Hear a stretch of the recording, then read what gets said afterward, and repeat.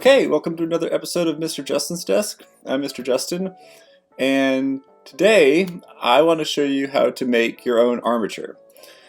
So what is an armature? Well, an armature is a metal skeleton inside of a puppet made for animation.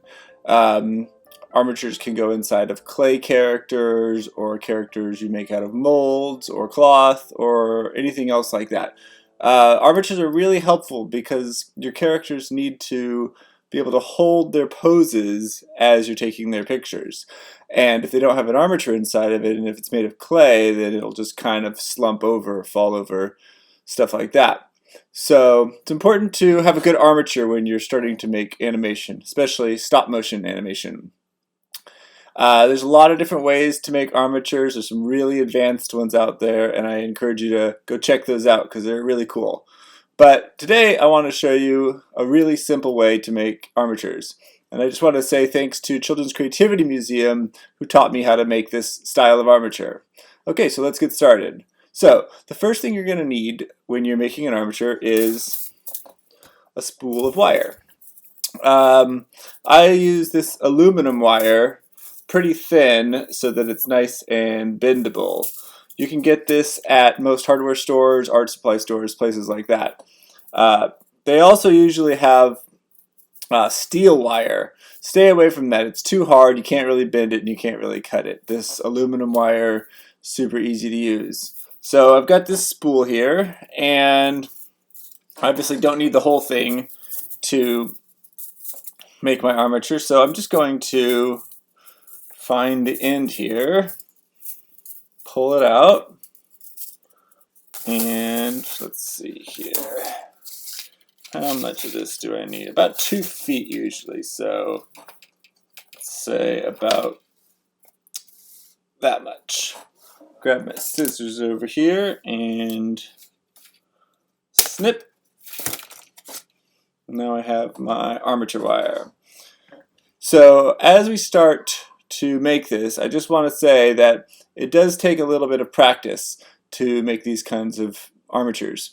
So the first one, probably going to look a little janky. Keep trying, eventually you'll get it. So we start with our armature wire. The first thing we're going to do is we're going to fold it in half. Pull down on it to make it nice and straight like that. And then right here where it bends, we want to pull that together and create a little loop. This is going to be the head of the armature, so it's up to you how big you want that head to be. I try to keep it kind of small. And now what we want to do is we want to create the neck. And to do that, and we're going to be doing this a lot, this technique, so this is the part that takes the most practice, is we take the head in our fingers, we kind of pinch it between thumb and on the side of our index finger there, hold it like this, and with the other hand we just twist 1, 2, 3 like that, and now we have this nice tight braid here with the metal, and that is the neck. Next up, what we're going to do is make the arms of our armature. So they stick out like that. We're going to do one at a time. A good rule for how long to make the arms: if you put your finger right at the neck, the end of the arm should go to your knuckle right there. So I take that and I bend it back like that to make the arm. I like to pinch it a little bit just to make it nice and tight. And then right at the neckline, I bend the rest of that metal straight down. So right now our armature should look just like that. Now we do the exact same thing on the other side. Bend it back like that. And then down.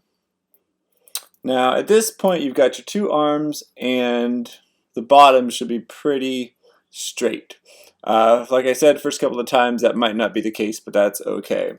Next thing we're going to do is we're going to make the torso by crossing what's left of our wire and just twisting. 1, 2, 3, 4, 5, 6, 7, 8, 9, 10 should do it.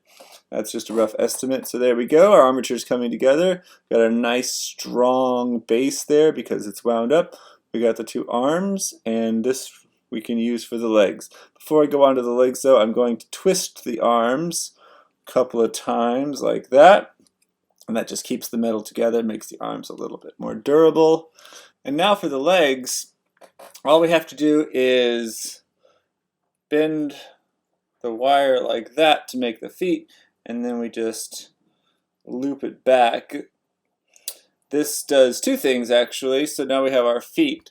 Bending it back like that makes it easier for our armature to stand, and it also makes it so this part at the end of the metal, which can get kind of sharp, is bent back, and it's less likely that we'll poke ourselves. So that is our armature. I like to just give it a little bit separation for hips. And now we can go ahead and start covering this with clay or other materials and then start animating it. Next week I'm going to be talking about how to design clay characters using plasticine clay, so make sure you tune in to that next week.